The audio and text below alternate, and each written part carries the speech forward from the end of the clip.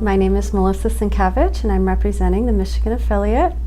Our Michigan affiliate is MCFARES, and we started in 2003. I did join the coalition, and I took on the position of a parent liaison in Macomb County.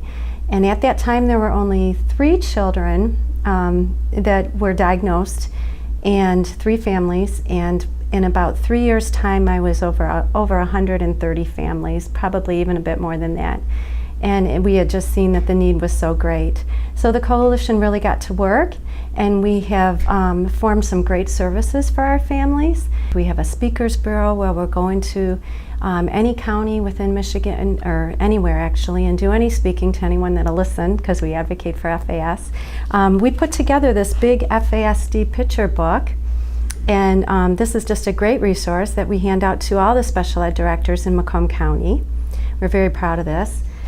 We have a welcome wagon where we'll go out and we'll sit with parents and explain the diagnosis to them, and we'll go to their school districts and advocate there for the children. And we have a project, Project Save, which is a family-style support group that meets once a month, and we have a potluck, and then the parents are able to sit and talk, and the siblings can get support as well, and then the children are supervised and have a playtime activity. So it's a kind of a win-win for everybody. But we're really a grassroots group that started in 2003 with just a few mothers and grandmothers, and then from there we built into a coalition, and we feature probably 10 or 11 different groups. MCOSA, Macomb Office of Substance Abuse, and the Health Department, Macomb County Health Department. After we had formally adopted our daughter, Faith, and this is Faith, and Faith Ann Sienkiewicz, and ironically you'll always remember that her initials are FAS, totally ironic, coincidental. She was born with the full-blown FAS and had a very rough start, was possibly predicted not to live, and was in the hospital for 3 weeks, and certainly suffered all the secondary withdrawals and all of that. When she came to us at 9 weeks, she was still going through withdrawals and things like that, and her story is such a story of hope. She has overcome such odds, and I really believe that a big part of that is the early intervention, because we did get her at 9 weeks, and we started nutrition and stimulating programs for her, and we put her into all different forms of exercise and gymnastics and basketball, and as soon as she could walk, we just kept going, and we probably overstimulated her, and we were told to expect that her IQ would be in the 70s, and it's in the 90s, which we're very thankful for. And to this point, we've had a pretty successful journey, and we know that there'll be stumbling blocks, and there definitely are deficits, but she's been a very positive blessing to our life. And when I do foster care presentations, I always go in to tell people that please don't consider these children to be disposable or throw away, because they can be such a joy and such a blessing to raise, and they can be a real blessing.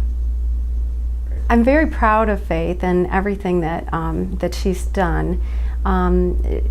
She tries so very hard, and she's such a positive.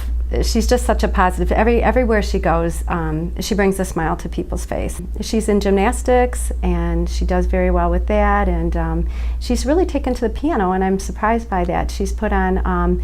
She's gone with her American Heritage Girls troupe, and she's done some. She's gone and played the piano for the senior groups, and she's done that twice, and they really they just get a kick out of her anyway. But I'm amazed at some of the abilities that she has, and music is definitely one of them. I can teach her a piece at the beginning of the week, because I just happen to be her piano teacher, and my daughter teaches us as well.